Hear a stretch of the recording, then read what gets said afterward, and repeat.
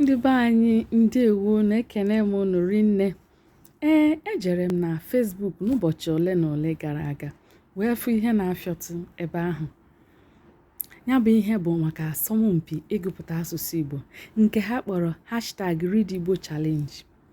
Ya bụ asọmpi masịrị m, mana ohere enyeghịrị m iji sonye na ya ozigbo. Mana amaara na mgbe onye ji teta bụ ụtụtụ ya n'ala Igbo. Ya bụ n'ụbọchị taa achọrọ m isonye na ya bụ asọmpi ịgụpụta okwu edere n'akwụkwọ Igbo. Aga m agụpụtara gị abụ otito nke si n'akwụkwọ abụ aha ya bụ Nkemakọlam.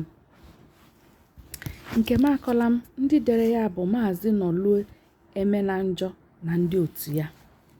Ihe m ga-agụpụtara gị n'abụ a bụ abụ nke aha ya bụkwa Nkemakọlam.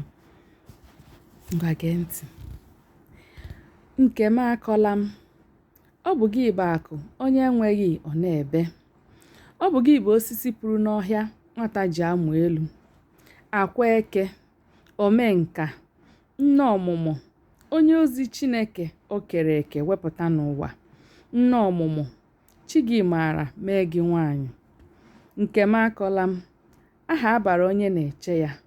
Ọmụmụ gị wee gbasaa ka kpakpando igwe nke gị akọghị gị. N'ezie n'ụwa m ọzọ, ị ga-abụkwara m nne, mụ na Chukwuemeka na ihe a na-achọ n'obi ọha. Nkemakọlam. Onye dere abụ a bụ UC Ezuma. Ọ bụ ebe a ka m ga-eweta ihe asọmpi nke m n'isi njedebe. Chọọ akwụkwọ Igbo gụọ, sonye kwalite asụsụ Igbo maka na nke anyị agaghị akọ anyị. Ka ọ dịnụ.